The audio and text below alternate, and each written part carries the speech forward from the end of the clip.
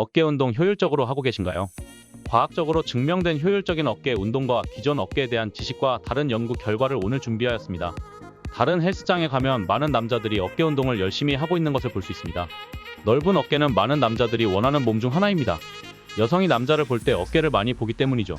실제 캐나다 호르바스 박사는 남자의 넓은 어깨가 여성에게 매력적으로 보인다는 것을 밝혀내기도 했고, 그 외 다른 박사들 논문에서 남자의 넓은 어깨가 여자에게 어필된다는 것은 어렵지 않게 찾아볼 수 있습니다. 그렇다면 어깨는 어떻게 넓혀야 할까요? 유전이 크다는데 맞는 건가요? 이 질문에 대답을 하기 위해선 먼저 어깨에 대한 이해가 있어야 합니다. 어깨는 쇄골뼈, 날개뼈, 위팔뼈로 이루어져 있습니다.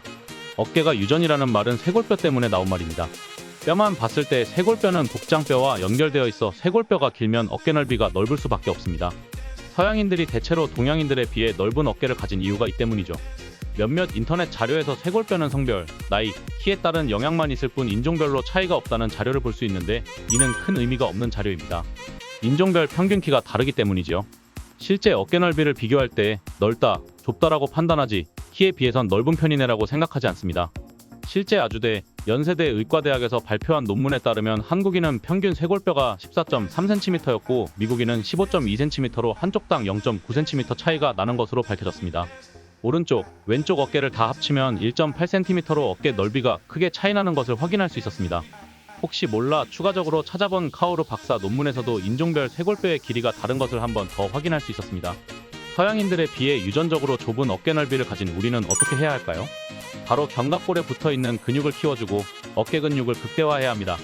아까 어깨는 쇄골뼈, 견갑골, 위팔뼈로 이루어져 있다고 했죠? 쇄골뼈는 복장뼈와 연결되어 있지만 견갑골은 척추와 연결되어 있지 않고 떠있는 형태입니다. 다시 말해 날개뼈와 척추 사이에 있는 근육을 키워서 견갑골을 최대한 밖으로 밀어내면 넓은 어깨를 가질 수 있습니다. 이 방법에 대해선 이전 영상에 다뤘으므로 궁금하신 분들은 그 영상을 참조해주세요. 그리고 우리는 어깨 근육을 키워야 합니다. 볼륨감 있는 축구공 같은 어깨는 설명할 필요 없이 넓은 어깨를 가지는데 큰 도움이 됩니다.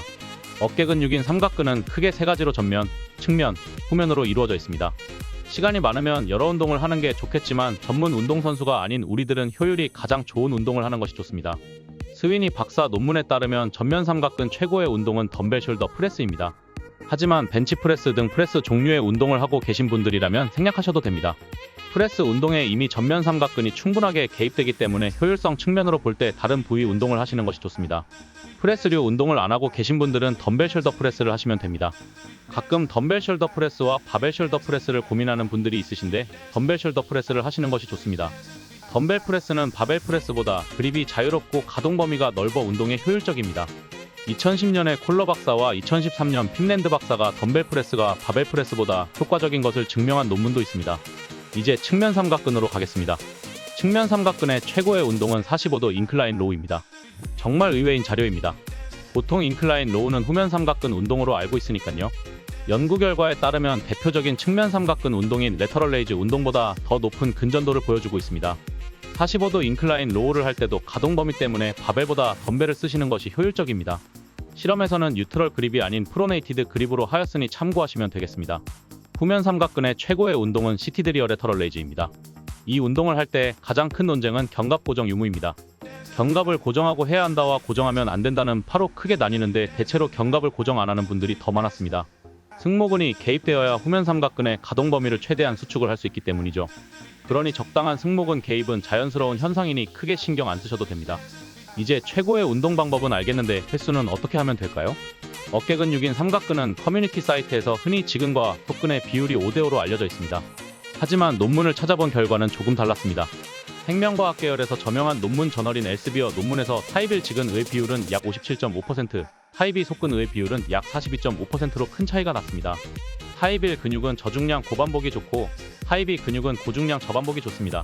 지근과 속근의 비율을 고려할 때 일주일 어깨 운동을 계획하면 저중량 고반복 2번, 고중량 저반복 1번이 합리적입니다.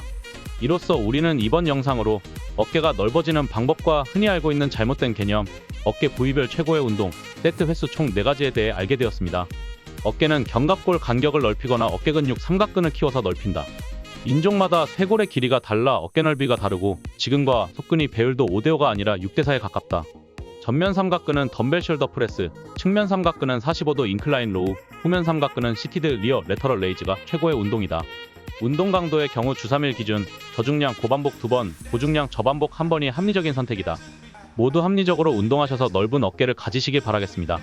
다음에도 알찬 영상으로 돌아오겠습니다. 이번 영상이 마음에 드셨다면 좋아요, 구독 부탁드립니다. 감사합니다.